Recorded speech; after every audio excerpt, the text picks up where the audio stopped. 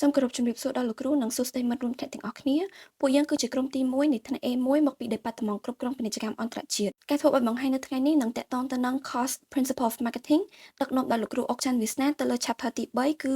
Analyzing the Marketing Environment ក្រុមយើងខ្ញុំមានសមាជិកទាំងអស់ចំនួន4នាក់គឺនាងខ្ញុំអឹងមួយលេងខៅសុជាតាទឹកចម្រើនលីនដានិងនីមយ៉ានុតដែលនឹងធ្វើការ cover ទៅលើផ្នែកផ្សេងៗគ្នានៃការធ្វើឲ្យបង្ហាញមួយនេះ Presentation នេះនឹងផ្ដោតសំខាន់ទៅលើ outline ចំនួន5ចាប់ពីចំណុចទី3.1ដល់3.5ដោយដែលមានបង្ហាញនៅក្នុង slide ចូលមកដល់ចំណុចទី1គឺ the micro environments and macro environments ដែលយើងនឹងនិយាយអំពី marketing environments ឬបកនៅក្នុងភាសាខ្មែរចំថាបរិស្ថាននៃការធ្វើទីផ្សារ The marketing environments នេះគឺជាអ្វីៗទាំងអស់ដែលនឹងជះឥទ្ធិពលទៅលើលទ្ធភាពរបស់ក្រុមហ៊ុនក្នុងការលក់ផលិតផលឬក៏សេវាកម្មរបស់ពួកគេក្នុងគោលបំណងដើម្បីបំពេញនូវតម្រូវការឬភាពពេញចិត្តរបស់អតិថិជន The marketing environment ត្រូវបានបែងចែកចេញជាពីរផ្នែកសំខាន់គឺ micro environments និង macro environments ដែល micro គឺតាក់ទងទៅនឹងផ្នែកខាងក្នុងឬក៏កត្តាដែលជិតដិតទៅនឹងលទ្ធភាពរបស់ក្រុមហ៊ុននិង macro environments គឺជាកត្តាខាងក្រៅដែលមានភាពធំទូលំទូលាយបើធៀបទៅនឹង micro environment The micro environments នឹង include ទាំងមនុស្សនិងអង្គភាពដែលមានទំនាក់ទំនងជិតដិតជាមួយក្រុមហ៊ុនហើយមានឥទ្ធិពលដោយផ្ទាល់ទៅលើការប្រកបអាជីវកម្មប្រចាំថ្ងៃរបស់ក្រុមហ៊ុននោះ Main idea នោះគឺ marketing manager must build good relationship with all these groups to create customer value and satisfaction ចូលមកដល់ slide នេះគឺនឹងនិយាយអំពី main part នៃ micro environments ដែលមានទាំងអស់ចំនួន6ទី1នោះគឺ the company មានន័យថា different department works together ដូចជា marketing finance ឬក៏ production គឺពួកគេនឹងធ្វើការជាមួយគ្នាដើម្បីក្រុមហ៊ុនមួយទី2គឺ supplier ដែលជាអ្នកផ្ដល់នូវវត្ថុធាតុដើមនិងផលិតផលផ្សេងៗដែលក្រុមហ៊ុនត្រូវការដើម្បីឲ្យក្រុមហ៊ុនបន្តអាជីវកម្មរបស់ខ្លួនទី3គឺ marketing intermediary ដែលពួកគេនឹងជួយក្នុងការផ្សព្វផ្សាយលក់និងចូលរួមជាមួយនឹងផលិតផលដើម្បីបង្កើនការលក់នៃក្រុមហ៊ុនក្នុងនោះអាចជា wholesaler ឬក៏ advertising agency main part ទី4គឺ customer market ដែលជាក្រុមមនុស្សឬក៏ក្រុមអាជីវកម្មដែលជាអ្នកទិញនៅផលិតផលរបស់ក្រុមហ៊ុនលក់បន្ទាប់មកគឺ competitor ឬក៏គូប្រជែងសំដៅទៅដល់ក្រុមហ៊ុនដទៃទៀតដែលលក់ផលិតផលឬក៏សេវាកម្មស្រដៀងគ្នាឬក៏ប្រហាក់ប្រហែលគ្នានិងចុងក្រោយនោះគឺ public សាធារណជនគឺជាក្រុមមនុស្សដែលជះឥទ្ធិពលទៅដល់ reputation របស់ក្រុមហ៊ុនឬក៏ feedback ហើយនឹងការ build image របស់ក្រុមហ៊ុនដូចគ្នាចំណុចបន្ទាប់គឺ macro environments ដែលជា large force នៅក្នុងសង្គមហើយវាមានឥទ្ធិពលទៅលើទាំងក្រុមហ៊ុននិង micro environments ដែលជាទូទៅក្រុមហ៊ុននឹងមិនអាច control ជាមួយនឹង force ដែលស្ថិតនៅក្នុង macro environments ទេប៉ុន្តែពួកគេត្រូវតែសម្របខ្លួនទៅនឹងអ្វីដែលកើតមានឡើងហើយនេះគឺជា main part នៃ macro environments ដែលមានទាំងអស់ចំនួន6ចំណុចចំណុចទី1គឺ demographic force គឺសំដៅទៅលើ population size ចំនួនប្រជាជនក្រុមអាយុ gender និងកម្រិតវប្បធម៌របស់ប្រជាជននៅក្នុងតំបន់សង្គមឬប្រទេសជាតិមួយទី2គឺ economic force កត្តាសេដ្ឋកិច្ចដែលផ្ដោតទៅលើចំណូលអតិផរណាភាពគ្មានការងារធ្វើនិងអត្រាការប្រាក់ចំណុចទី3គឺ natural force កត្តាធម្មជាតិដែលរួមមានអាកាសធាតុការបម្រែបម្រួលអាកាសធាតុនិងធនធានធម្មជាតិចំណុចទី4គឺ technological force កត្តា technology រួមមាន technology ថ្មីៗនវានុវត្តន៍និងភាពស្វ័យប្រវត្តិមកគឺ political force កត្តានយោបាយរួមមានច្បាប់ដែលចែងដោយរាជរដ្ឋាភិបាលបទបញ្ញត្តិផ្សេងៗក៏ដូចជាច្បាប់ដែលទាក់ទងទៅនឹងការបង់ពន្ធហើយចំណុចចុងក្រោយនោះគឺ cultural force កត្តាវប្បធម៌ដែលនឹងនិយាយសំដៅទៅលើជំនឿរបស់មនុស្សតម្លៃវប្បធម៌ទំនៀមទម្លាប់និង lifestyle ចូលមកដល់ចំណុចបន្ទាប់គឺតកតងជាមួយនឹង the demographic and economic environments គឺប្រជាសាស្ត្រនិងបរិយាកាសសេដ្ឋកិច្ចតកតងជាមួយនឹងប្រជាសាស្ត្រគឺជាការសិក្សាអំពីមនុស្សមានចំនួនប្រមាណអ្នកអាយុប្រមាណភេទអ្វីរស់នៅឯណាជនជាតិអ្វីហើយពួកគាត់ធ្វើការអីជាក់ស្ដែងចំនួនប្រជាជនជុំវិញពិភពលោកកាន់តែកើនឡើងដែលគេប៉ាន់ស្មានថាអាចកើនឡើងដល់ 8,000 លាននាក់នៅក្នុងឆ្នាំ 2030 ចឹងកាលណាកើនឡើងនៃចំនួនប្រជាជននោះការប្រកួតប្រជែងលើទីផ្សារក៏កើនឡើងកាន់តែច្រើនដែរចំពោះការផ្លាស់ប្ដូរបរិយាកាសប្រជាសាស្ត្រពិភពលោកគឺផ្ដល់ផលប៉ះពាល់យ៉ាងខ្លាំងសម្រាប់អ្នកធ្វើអាជីវកម្មដូច្នេះត្រូវឲ្យពួកគាត់ដឹងពីការវិវត្តនៃទីផ្សារហើយក៏ត្រូវដឹងជាពិសេសនោះគឺថាតើអតិថិជនរបស់គាត់គឺជាអ្នកណាមុននឹងគាត់អាចលក់ផលិតផលអ្វីមួយឲ្យត្រូវ target របស់គាត់ពីព្រោះថាគ្រប់អីវ៉ាន់ទាំងអស់មិនមែនសម្រាប់មនុស្សគ្រប់គ្នាទេចំណុចបន្ទាប់គឺតកតងជាមួយនឹង the changing age structure of the population ការផ្លាស់ប្ដូររចនាសម្ព័ន្ធអាយុរបស់ប្រជាជនសហរដ្ឋអាមេរិកគឺមានជាច្រើនចំនួនតែនឹងលើកយកមកនិយាយតែចំនួន4ចំនួនធំដែលពួកគាត់មានការគិតរបៀបរស់នៅអរិយាប័ត្រមិនដូចគ្នាទេដូចជា ក្រុម The Baby Boomers កើតនៅចន្លោះឆ្នាំ1946ទៅឆ្នាំ1964ជាវ័យចាស់ជាងគេប៉ុន្តែមានលុយចាយច្រើនហើយក៏មិនចូលចិត្តឲ្យគេចាត់ទុកថាពួកគាត់ជាមនុស្សចាស់ទេអញ្ចឹងពួកគាត់ចូលចិត្តមើលការផ្សព្វផ្សាយបែបលក្ខណៈមួយគឺនៅទបីវ័យចាស់តែនៅលយគឺអត់បុរាណអីចឹងណាហើយចូលមកដល់ក្រុម Gen X គឺកើតនៅចន្លោះឆ្នាំ1965ទៅឆ្នាំ1976ពួកគាត់ជាក្រុមមនុស្សដែលច្បាស់លាស់មានទម្លាប់ធ្វើការស្រាវជ្រាវមុននឹងទិញផលិតផលអីមួយហើយចំនួនពួកគាត់ចូលចិត្តផ្ដោតទៅលើគ្រួសារហើយនឹងពួកគាត់ចូលចិត្តនៅផ្ទះអញ្ចឹងគាត់ចូលចិត្តមើលពាណិជ្ជកម្មណាដែលតាក់ទងជាមួយនឹងការដេក័រផ្ទះថែមអីអញ្ចឹងទៅចូលមកដល់ក្រុម Millennial ឬក៏យើងហៅថា Gen X កើតនៅចន្លោះឆ្នាំ1977ទៅឆ្នាំ2000ពួកគាត់ធំធាត់ឡើងជាមួយបច្ចេកវិទ្យាគឺពួកគាត់ចង់ឃើញភាពស្មោះត្រង់របស់ពាណិជ្ជកម្មដែលបានចាក់ផ្សាយចូលមកដល់ក្រុម Gen X គឺពួកគាត់កើតនៅឆ្នាំបន្ទាប់ពីឆ្នាំ2000ពួកគាត់តែងតែអនឡាញដែលគេមាននិយមពាក្យមួយនិយាយថា if they are awake they are online អញ្ចឹងចំពោះ Gen Z ចង់ចូលរួមបង្កើតនិងរចនាផលិតផលអីដោយខ្លួនឯងផ្ទាល់ហ្មងដោយសារតែចំនួនទាំង4ហ្នឹងមានការកាត់បន្ថយគ្នាមានចំណង់ចំណូលចិត្តខុសគ្នាដូច្នេះអ្នកទីផ្សារក៏ត្រូវមានវិធីសាស្ត្រនិងបង្កើតយុទ្ធនាការផ្សព្វផ្សាយខុសៗគ្នាទាំងស្រុងដែរឧទាហរណ៍ Walgreens ពាណិជ្ជកម្មគាត់គឺផ្ដោតទៅលើ Baby Boomers ចំណែកឯ The North Face ក្រុមហ៊ុននេះគឺល្បីដល់ឥឡូវដែរគឺផ្ដោតទៅលើ Gen Z អញ្ចឹងតែដឹងពីអតិថិជនរបស់យើងថានៅចំនួនណានឹងជួយឲ្យយើងដឹងពីរបៀបតាក់ទាញពួកគាត់បែបម៉េចចំណុចបន្ទាប់ទៀតគឺតាក់ទងជាមួយនឹង The Changing American Family ការផ្លាស់ប្ដូរគ្រួសារជនជាតិអាមេរិកបើតាមទំនៀមទម្លាប់អាមេរិកមួយគ្រួសារគឺមានឪពុកមានម្ដាយមានកូនអីចឹងទៅតែឥឡូវគឺផ្លាស់ប្ដូរហើយគ្រួសារមួយអាចមានតែឪពុកឬក៏ម្ដាយជាមេគ្រួសារដែលសារតែពួកគាត់ត្រូវលះគ្នាជាដើមហើយគូស្នេហ៍ខ្លះគឺសម្រាប់ចិត្តមិនរៀបការគូស្នេហ៍ខ្លះចម្រុះជាតិសាសន៍ឯខ្លះទៀតគឺគាត់មានភេទដូចគ្នាជាដើមបែបនេះហើយអ្នកធ្វើទីផ្សារក៏បង្ហាញពីការផ្សព្វផ្សាយមួយដែលមានលក្ខណៈស្រដៀងនឹងសង្គមជាក់ស្ដែងទាំងដែលពីមុនពាណិជ្ជកម្មត្រូវបង្ហាញពីគ្រួសារមួយដែលមានភាពឥតខ្ចោះហើយនេះក៏ជាមូលហេតុដែលធ្វើឲ្យក្រុមហ៊ុន Cheerios and Campbell ចាប់ផ្ដើមបង្ហាញគ្រួសារចម្រុះជាតិសាសន៍គូស្នេហ៍ដែលមានភេទដូចគ្នានៅក្នុង ads ជាដើមដើម្បីឲ្យអតិថិជនមានអារម្មណ៍ថាពួកគាត់ត្រូវបានគេមើលឃើញគេអត់រើសអើងពួកគាត់ចំពោះ slide នេះគឺនិយាយតាក់ទងជាមួយនឹង geographic shifts in population ការផ្លាស់ប្ដូរភូមិសាស្ត្រនៃចំនួនប្រជាជនជាតិអាមេរិកផ្លាស់ទីលំនៅរបស់ពួកគេជាញឹកញាប់មានអ្នកខ្លះផ្លាស់ប្ដូរទីលំនៅពីតំបន់ Midwest Northeast ទៅកាន់តំបន់ខាងត្បូងឬខាងលិចអ្នកខ្លះទៀតគាត់ផ្លាស់ទីទៅនៅទីក្រុងតូចហើយក៏មានអ្នកមួយចំនួនដែរគាត់សុខចិត្តធ្វើការពីផ្ទះដោយមិនផ្លាស់ទីលំនៅអញ្ចឹងកន្លែងដែលមនុស្សម្នាក់ៗរស់នៅជាឥទ្ធិពលដល់អ្វីដែលពួកគេត្រូវទិញដោយអ្នកដែលរស់នៅតំបន់ត្រជាក់ពួកគាត់ត្រូវទិញអាវធំអាវខែវការពាររងាច្រើនជាងអ្នកនៅតំបន់ខាងត្បូងចំណែកឯអ្នករស់នៅឆ្ងាយពីកន្លែងធ្វើការអញ្ចឹងពួកគាត់ច្បាស់ជាត្រូវមាន website មួយត្រូវ join meeting ពីចម្ងាយអីជាដើមនឹងអញ្ចឹងអ្នក marketing ពួកគាត់ត្រូវសង្វាតមើលថាតើមនុស្សកំពុងផ្លាស់ទីទៅកន្លែងណាហើយត្រូវយល់ថាតើពួកគាត់នឹងត្រូវការអ្វីចាំបាច់នៅពេលគាត់ផ្លាស់ទីនឹងចំណុចបន្ទាប់ទៀតនេះគឺតាក់ទងជាមួយនឹង a better educated more white collar more professional population គឺប្រជាជនដែលមានការអប់រំខ្ពស់ជាងមុនធ្វើការនៅការិយាល័យច្រើននិងមានវិជ្ជាជីវៈច្រើនជាងមុនមនុស្សដែលមានការអប់រំខ្ពស់តែតែ sell ឈៀវមុននឹងទិញហើយពួកគាត់មានលទ្ធភាពចំណាយច្រើនដូច្នេះហើយពួកគាត់ត្រូវយកចិត្តទុកដាក់ទៅលើគុណភាពរបស់ផលិតផលនោះ the economic environment បរិយាកាសសេដ្ឋកិច្ចអញ្ចឹងបន្ទាប់ពីជួបវិបត្តិសេដ្ឋកិច្ចនៅឆ្នាំ2008មនុស្សខ្លាចជាអ្នកចំណាយដែលមានការប្រុងប្រយ័ត្នជាងមុនដោយផ្ដល់តម្លៃទៅលើពាក្យមួយនិយាយថាគុណភាពល្អតម្លៃសមរម្យដោយមិនទិញតាមចិត្តចង់ទៀតទេអញ្ចឹងអ្នកធ្វើទីផ្សារពួកគាត់ត្រូវមានយុទ្ធសាស្ត្រនៃការដាក់តម្លៃឲ្យបានត្រឹមត្រូវដោយត្រូវសម្រេចចិត្តឲ្យច្បាស់ថាតើគួរផ្ដោតទៅលើអ្នកណាឧទាហរណ៍ហាងទំនិញប្រណិតគឺគេតែងតែផ្ដោតទៅលើ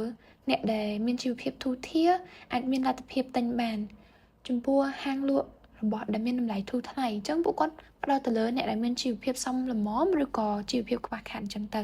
ចុះសម្រាប់ចំណុចខ្ញុំនឹងនិយាយអំពី3.3 The Natural and Technological Environment បើយើងនិយាយស្រួលស្ដាប់ទៅគឺពាក់ព័ន្ធជាមួយនឹងបរិស្ថានធម្មជាតិហើយនិងបរិស្ថានបច្ចេកវិទ្យាចំណុចដំបូងយើងនឹងមកស្គាល់អំពីបរិស្ថានធម្មជាតិ The Natural Environment ចឹងបរិស្ថានធម្មជាតិគឺសំខាន់ខ្លាំងមែនទែននៅក្នុងការធ្វើពាណិជ្ជកម្មព្រោះដោយសារវាគឺជាសារធាតុដើមឬមួយក៏ជាសារធាតុផ្សំដែលសំខាន់នៅក្នុងការផលិតនៅផលិតផលផ្សេងៗហើយនៅក្នុងនេះដែរបរិស្ថានបច្ចេកវិទ្យានឹងគឺវារួមផ្សំជាមួយនឹងព្រៃឈើទឹករ៉ែឬមួយក៏សម្ភារៈផ្សេងៗដែលយើងប្រើប្រាស់ដើម្បីនៅក្នុងការផលិតឧបករណ៍អ្វីមួយប៉ុន្តែនៅក្នុងនឹងដែរការប្រើប្រាស់បរិស្ថានធម្មជាតិនឹងនៅក្នុងការធ្វើពាណិជ្ជកម្មក៏វាប៉ះពាល់ទៅដល់បរិស្ថានធម្មជាតិមួយចំនួនដូចគ្នាមានការរិចរលួសនៅសហគ្រាសជាច្រើនចឹងហើយធ្វើឲ្យតម្រូវការនៃគ្រឿងផ្សំឬក៏សារធាតុដើមនឹងគឺកាន់តែមានតម្រូវការខ្ពស់ចឹងហើយធ្វើឲ្យការផលិតនឹងក៏មានការពាក់ព័ន្ធជាមួយនឹងបញ្ហាមួយចំនួនដូចគ្នាដែរទីមួយនឹងគឺប៉ះពាល់ទៅដល់ការបាត់បង់នៅវត្ថុធាតុដើមដោយសារយើងដឹងហើយថាកាន់តែមានពាណិជ្ជកម្មច្រើនឡើងប៉ុន្តែការបង្កើតឡើងនៅវត្ថុធាតុដើមថយចុះប៉ុន្តែតម្រូវការខ្ពស់ចឹងហើយធ្វើឲ្យតាមនៅតំបន់មួយចំនួនគឺគាត់ខ្វះខាតនៅវត្ថុធាតុដើមទាំងអស់នឹងជាពិសេសនោះគឺទឹកស្អាតព្រោះដោយសារទឹកគឺពិតជាសំខាន់មែនតើនៅក្នុងការធ្វើឲ្យគ្រប់យ៉ាងនៅក្នុងសង្វាក់ផលិតកម្មនឹងហើយចំពោះចំណុចទី2នេះពាក់ព័ន្ធជាមួយនឹងបរិស្ថានខ្យល់ដោយសារតែមានកំណើនរោមឆាកច្រើនធ្វើឲ្យមានការបញ្ចេញចោលនៅខ្យល់ពុលច្រើនដូចជាមួយចំនួនទៀតគឺគាត់បញ្ចេញចោលនៅកាកសំណល់នឹងចូលទៅក្នុងទឹកសមុទ្រចឹងហើយធ្វើឲ្យសត្វដែលនៅក្នុងសមុទ្រនឹងគឺគាត់ទទួលបាននៅអាកាសសំណល់ទាំងអស់នឹងចឹងនៅពេលដែលយើងធ្វើការបរិភោគទៅលើសត្វសមុទ្រទាំងអស់នឹងទៅអាចនឹងប៉ះពាល់ទៅដល់សុខភាពដែរជំនួយទៀតនឹងគឺពាក់ព័ន្ធជាមួយនឹងការចូលទៅគ្រប់គ្រងដោយរដ្ឋាភិបាលដោយសារមានការកើនឡើងច្រើននៃការធ្វើពាណិជ្ជកម្មអញ្ចឹងហើយធ្វើឲ្យរដ្ឋាភិបាលគាត់លូកដៃចូលទៅក្នុងការគ្រប់គ្រងឬមួយការសម្របសម្រួលទៅលើវិស័យហ្នឹងអញ្ចឹងសម្រាប់ចំណុចបន្ទាប់យើងនឹងមកស្គាល់អំពី technological environment ឬយើងនិយាយស្រួលស្ដាប់ថាបរិស្ថានបច្ចេកវិទ្យាអាចនិយាយបានថាសម័យនេះគឺជាសម័យបច្ចេកវិទ្យាអញ្ចឹងការប្រើប្រាស់ AI ការប្រើប្រាស់ technology អីផ្សេងៗគឺវាពិតជាសំខាន់មែនទែននៅក្នុងការធ្វើពាណិជ្ជកម្មជាពិសេសហ្នឹងគឺទៅលើពាណិជ្ជករដែលគាត់ធ្វើការទំនាក់ទំនងជាមួយនឹងភ្ញៀវឬមួយក៏ដៃគូសហការអីផ្សេងៗដូចឥឡូវហ្នឹងចឹងនៅតាមតំបន់មួយចំនួនគឺអ្នកលក់ដូរគឺគាត់ប្រើប្រាស់ technology នៅក្នុងការទំនាក់ទំនងជាមួយនឹងភ្ញៀវរបស់គាត់ដែលយើងហៅស្គាល់ថាជាការលក់ online ជាមួយចំណែកទៀតគឺយើងក៏អាចប្រើប្រាស់ AI នៅក្នុងការជួយទៅដល់ការរកស៊ីរបស់យើងបានដូចគ្នាដែរយើងអាចប្រើប្រាស់វាជួយធ្វើជារូបភាពធ្វើជាប៉ាណូជា poster ឬមួយក៏ធ្វើជាមាតិកាផ្សេងៗសម្រាប់ post ទៅលើ social media ដូចនៅតាមប្រទេសអភិវឌ្ឍន៍ជឿនលឿនមួយចំនួនគឺគេប្រើប្រាស់ AI នៅក្នុងការជំនួសទៅដោយគំនិតរបស់មនុស្សអាចថា AI វាក៏ជាផ្នែកមួយដែលជួយពន្លឿនទៅដល់ការរកស៊ីឬក៏ការធ្វើការងាររបស់យើងបានដូចគ្នាដែរចូលមកដល់ចំណុចទី 3.4 ដែលនិយាយពី the political social and cultural environment ដែលចំណុចដំបូងគឺយើងនិយាយពី political និង social environment political environment ហ្នឹងរួមបញ្ចូលជាមួយនឹងច្បាប់នយោបាយភ្នាក់ងាររដ្ឋាភិបាលនិងក្រុមសម្ពាធដែលមានឥទ្ធិពលឬកំណត់អង្គការនិងបុគ្គលផ្សេងៗនៅក្នុងសង្គមជាលក្ខណៈមួយដែលក្នុងនោះវាមាន3ផ្នែកនៃបរិយាកាសនយោបាយនិងសង្គមទាំងមូលទី1នោះគឺច្បាប់គ្រប់គ្រងអាជីវកម្មទំនួលខុសត្រូវសង្គមសិលធម៌ហើយនិងចុងក្រោយនោះគឺទីផ្សារដែលទាក់ទងទៅនឹងមូលហេតុចូលដល់ចំណុចបកស្រាយទី1គឺ legislation regulating business ដែលយើងហៅថាច្បាប់គ្រប់គ្រងអាជីវកម្មនឹងដែលច្បាប់នេះត្រូវបានរចនាឡើងជាចម្បងដើម្បីការពារក្រុមហ៊ុនពីការប្រកួតប្រជែងមិនយុត្តិធម៌ការពារអ្នកប្រើប្រាស់ពីការអនុវត្តអាជីវកម្មបោកប្រាស់និងការពារផលប្រយោជន៍ទូលំទូលាយរបស់សង្គមពីឥរិយាបថអាជីវកម្មដែលគួរតែគ្មានការរឹតបន្តឹងចំណុចទី2គឺ social responsibility and ethics ដែលនៅក្នុងហ្នឹងក្រៅពីដែលភាសាខ្មែរយើងហៅថាទំនួលខុសត្រូវសង្គមនិងក្រមសីលធម៌ដែលក្រៅពីតម្រូវការផ្នែកច្បាប់ក្រុមហ៊ុននានាទាំងអស់ហ្នឹងក៏ត្រូវបានគេរំពឹងថានឹងអនុវត្តទៅតាមក្រមសីលធម៌សង្គមហើយនឹងមានវិជ្ជាជីវៈកាន់តែខ្លាំងឡើងនេះរួមបញ្ចូលទាំងការអនុវត្តអាកប្បកិរិយាទទួលខុសត្រូវខាងសង្គមដើម្បីការពារផលប្រយោជន៍រយៈពេលវែងរបស់អ្នកប្រើប្រាស់បរិស្ថានក៏ដូចជាជួយដោះស្រាយបញ្ហាប្រឈមទំនើបដូចជាភាពឯកជនតាមអ៊ីនធឺណិតនិងការប្រមូលទិន្នន័យដែលមិនច្បាស់លាស់ផ្សេងតែនៅក្នុងទំនួលខុសត្រូវនោះដែរអ្នកប្រើប្រាស់ខ្លួនឯងអាចផ្គត់ផ្គង់បានដោយខ្លួនឯងខ្លះប៉ុន្តែពួកគេស្ម័គ្រចិត្តដាក់ព័ត៌មានឯកជនខ្ពស់នៅលើគេហទំព័រប្រព័ន្ធផ្សព្វផ្សាយនានាហ្នឹងដូចជា Facebook ឬក៏ LinkedIn ដែលវាជាពងសាវតាងាយស្រួលក្នុងការស្វែងរកដោយនរណាម្នាក់ដោយការប្រើប្រាស់ប្រព័ន្ធ digital ដូចជា computer ហើយនិងទូរស័ព្ទដៃជាដើមចូលមកដល់ចំណុចទី3ចុងក្រោយគឺ cost related marketing ដែលចំណុចទី1និយាយពី linking profit to purpose ក្នុងចំណុចនេះគឺចង់និយាយពីយុទ្ធសាស្ត្រជារឿយៗដែលត្រូវបានគេហៅថា carrying capitalism មូលធននិយមដែលគេត្រូវបានយកចិត្តទុកដាក់ដែលវាពាក់ព័ន្ធទៅនឹងក្រុមហ៊ុនដែលភ្ជាប់ការទិញផលិតផលឬសេវាកម្មរបស់ពួកគេទៅនឹងបុព្វហេតុដ៏មានតម្លៃណាមួយឬអង្គការសប្បុរសធម៌ដោយអនុវត្តតាមបាវចនាធ្វើបានល្អដោយធ្វើល្អម៉ាកល្បីៗដូចជា Warby Parkers និង P&G ដែលវាមានគោលបំណងកសាងរូបភាពសាធារណៈវិជ្ជមានក៏ដូចជាបង្កើនការលក់ខណៈពេលដែលកំពុងដោះស្រាយបញ្ហាសង្គមក្នុងពេលតែមួយក្នុងចំណុចហ្នឹងយើងចង់និយាយរបៀបក្រុមហ៊ុនហ្នឹងគឺគាត់បានធ្វើការងារសប្បុរសធម៌ណាមួយប៉ុន្តែក៏វាអាចជាផ្នែកមួយដែលរកចំណូលទៅឲ្យក្រុមហ៊ុនគាត់បានដូចគ្នាអញ្ចឹងវាព្រួយមួយបាច់បានសាប់ពីរចំណុចបន្ទាប់គឺ strategic growth and controversy ដែលនៅខណៈពេលដែលចំណាយទៅលើបុព្វហេតុដែលតកតងនឹងការធ្វើទីផ្សារហ្នឹងឲ្យវាបានផ្ទុះឡើងខ្លាំងវានៅតែមានភាពចម្លងចម្លែកនៅក្នុងនឹងដែរដោយក្រុមហ៊ុន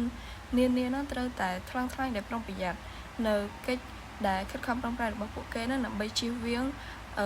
ការដែលត្រូវបានអ្នកដែលទស្សនាហ្នឹងមើលយល់ឃើញថាការកេងប្រវ័ញ្ចមួយអីអញ្ចឹងពួកគាត់ត្រូវរកវិធីសាស្ត្រដើម្បីជៀសវាងការយល់ឃើញទាំងអស់ហ្នឹងដោយធានាថាការចូលរួមរបស់ពួកគេត្រូវបានមើលឃើញថាជាការបដិញ្ញាចិត្តពិតប្រាកដចំពោះការទទួលខុសត្រូវក្នុងសង្គមនិងជាក់ស្ដែងជាជាងគ្រាន់តែជាយុទ្ធសាស្ត្រក្នុងការលក់ដើម្បីទទួលបានតផលប្រយោជន៍របស់ខ្លួនឯងចំពោះ cultural environment វិញគឺ consists of institutions and other forces that affect essential basic values, perceptions, preference and behaviors ដែលវាមាន3ផ្នែកនៅក្នុង cultural environment ហ្នឹងក្នុង3ផ្នែកនៃបរិស្ថានវប្បធម៌ហ្នឹងគឺមានស្នូលធៀបទៅនឹងជំនឿបន្តបន្សំការតាមដាននៃការផ្លាស់ប្ដូរវប្បធម៌ទស្សនវិវត្តចំពោះខ្លួនឯងនិងអ្នកដទៃចំពោះទី1គឺ core versus secondary belief ដែលជាជំនឿស្នូលទល់នឹងជំនឿបន្តបន្សំគឺជាបរិយាកាសវប្បធម៌មានស្ថាប័ននិងកម្លាំងដែលមានកំណត់តម្លៃនិងអរិយាប័ត្រជាមូលដ្ឋានរបស់សង្គមដែលវាបែងចែករវាងជំនឿស្នូលដែលជាដែលមានជាប់លាប់ខ្ពស់ហើយនឹងបន្តពីមួយចំនួនទៅមួយចំនួនឧទាហរណ៍ដូចជាជំនឿទៅលើសេរីភាពរបស់បុគ្គលណាម្នាក់ចំណុចទី2វិញគឺ tracking cultural shift ដែលអ្នកទីផ្សារតាមដានយ៉ាងសកម្មនៅការប្រែប្រួលរបស់វប្បធម៌ដើម្បីកំណត់ឱកាសឬក៏ការគម្រាមកំហែងថ្មីៗពីសង្គមខាងក្រៅនឹងខណៈពេលដែលតម្លៃស្នូលមានស្ថិរភាពតួបន្តបន្សំផ្លាស់ប្ដូរទៅតាមពេលវេលាដោយសារតែឥទ្ធិពលនៃវប្បធម៌ល្បីៗទាំងអស់នោះដែរចំណុចទី3វិញគឺ involving views of self and other ដែលវាគឺជាការយល់ឃើញទស្សនៈចំពោះខ្លួនឯងនិងអ្នកដទៃដែលក្នុងនោះគឺយើងបែងចែកជា6ដែលក្នុង6ហ្នឹងមាន people views of themselves each other organizations natural society and universe ចំណុចទី 3.5 responding to marketing environments ដែលនឹងនិយាយតាក់ទងទៅនឹងការឆ្លើយតបទៅកាន់ marketing environment នៅក្នុង slide នេះបានបង្ហាញថា there are 3 kind of companies ទី1នោះគឺ those who make things happen មានន័យថាជាប្រភេទក្រុមហ៊ុនដែលនឹងធ្វើឲ្យមានរឿងអ្វីមួយកើតឡើងទី2 those who watch things happens គឺប្រភេទក្រុមហ៊ុនដែលនឹងមើលទៅកាន់រឿងដែលកំពុងកើតឡើងហើយចុងក្រោយគឺ those who wonder what happened គឺជាប្រភេទក្រុមហ៊ុនដែលកំពុងតែឆ្ងល់ថាតើមានរឿងអីដែលកំពុងកើតឡើងដោយសារតែ concept នៃ3ប្រភេទក្រុមហ៊ុននេះហើយដែលធ្វើឲ្យគេអាចបែងចែកទៅជា2 main strategy approach គឺ passive ឬក៏ reactive និង proactive ប្រភេទក្រុមហ៊ុន passive ឬក៏ reactive ហ្នឹងពួកគេមាន mindset ថា marketing environments គឺជាអ្វីមួយដែលពួកគេអាច control បានទេហើយពួកគេត្រូវតែទទួលស្គាល់វា react ទៅអីដែលកំពុងកើតឡើងនិងសម្របខ្លួនទៅអ្វីដែលកំពុងកើតមានឡើងហើយយុទ្ធសាស្ត្រនៃក្រុមហ៊ុនទាំងនោះគឺពួកគេនឹងធ្វើការវិភាគទៅលើកត្តាខាងក្រៅហើយរចនាឡើងនៅយុទ្ធសាស្ត្រដើម្បីជៀសវាងនៅផលប៉ះពាល់ឬហានិភ័យដែលអាចកើតមានឡើងហើយទាញយកប្រយោជន៍ពីឱកាសដែលកំពុងកើតមានឡើងនោះនិយាយឲ្យខ្លីគឺពួកគេនឹងទាញយកផលប្រយោជន៍ដែលកើតមានស្រាប់ផ្ទុយទៅវិញប្រភេទក្រុមហ៊ុន proactive គឺពួកគេមាន mindset ថាពួកគេខ្លួនឯងនេះហើយដែលអាចជះឥទ្ធិពលទៅដល់កត្តាខាងក្រៅឬក៏កត្តាផ្សេងៗនិងសាធារណៈដែលពួកគេអាច take actions ដើម្បីកែប្រែនិង influence ទៅដល់ marketing environments ដើម្បីបង្កើតផលប្រយោជន៍ដល់ខ្លួនឯងជាមួយគ្នានេះ strategy របស់ proactive company នឹងមានភាពស្មុគស្មាញហើយមានភាពរញ៉េរញ៉ៃជាងបើធៀបទៅនឹងពពួក passive company strategy ទី1គឺពួកគេនឹងជួល lobbyist ដែល lobbyist នេះគឺជាអ្នកដែលនឹងទៅតាក់ទងជាមួយនឹងរដ្ឋាភិបាលក្នុងការ reduce tax ផ្សេងចឹងគោលបំណងរបស់ពួកគេនោះគឺ influence ទៅដល់ច្បាប់របស់រាជរដ្ឋាភិបាលនិងបញ្ញត្តិផ្សេងដែលចេញដោយរដ្ឋ ចំណុចទី2គឺ use media and social media អញ្ចឹងពួកគេប្រើប្រាស់បណ្ដាញសង្គមទាំងអស់នោះដើម្បី build image ខ្លួនឯងឲ្យល្អចំពោះសាធារណជនហើយ influence ទៅដល់ការគិតរបស់សាធារណជនផងដែរឧទាហរណ៍គឺដូចជាការបញ្ចេញនូវផលិតផលថ្មីៗដោយធ្វើការ launch ទៅលើ Facebook ឬក៏ YouTube ដើម្បីទាក់ទាញចំណាប់អារម្មណ៍ឬក៏ផ្លាស់ប្ដូរការគិតរបស់សាធារណជនទី3នោះគឺ file lawsuit or complaint ដែលមានគោលបំណងក្នុងការ stop unfair competition ឬក៏បញ្ឈប់នៅការធ្វើអាជីវកម្មឬក៏ការប្រកួតប្រជែងដែលមិនស្មើភាពនិងចុងក្រោយនោះគឺ sign contract with distributor ក្នុងគោលបំណងគ្រប់គ្រងរបៀបដែលផលិតផលនឹងត្រូវបានលក់ចូលឧទាហរណ៍ដូចជាការធ្វើកិច្ចព្រមព្រៀងរវាងអ្នកលក់និងអ្នកទិញជាដើមនៅក្នុងនេះក៏បានលើកឧទាហរណ៍ជាក់ស្ដែងអំពី company មួយចំនួនដូចជា Ford, Apple, Google ហើយនិង Amazon ដែលពួកគេមិនត្រឹមតែសម្របខ្លួនទៅនឹងទីផ្សារដែលកើតមានឡើងនោះទេប៉ុន្តែពួកគេថែមទាំងបង្កើតឬក៏ shape entirely new industry សម្រាប់ផលប្រយោជន៍របស់ពួកគេផ្ទាល់ផងដែរនៅមាន quote មួយដែលបានបញ្ជាក់ថា proactive company make things happen while passive company watch and reactក្រៅពីនេះទៀតនៅក្នុងសៀវភៅគោលក៏បានបង្ហាញនៅ case study មួយចំនួនដែលសុទ្ធសឹងតែជាហេតុការណ៍ដែលកើតមានឡើងជាក់ស្ដែងដែលអ្នកទាំងគ្នាអាចទៅ check មើលបានដោយនៅក្នុង slide នេះគឺនាងខ្ញុំព្យាយាមសង្ខេបឲ្យវាខ្លីនិងចំណាយពេលវេលាតិចក្នុងការ present ជាចុងក្រោយក្រុមយើងខ្ញុំក៏បានធ្វើ presentation នេះមកដល់ទីបញ្ចប់សូមអរគុណដល់អ្នកគ្នាចំពោះការស្ដាប់និងយកចិត្តទុកដាក់ក្នុងការសិក្សានៅ chapter ទី3នេះសូមអរគុណ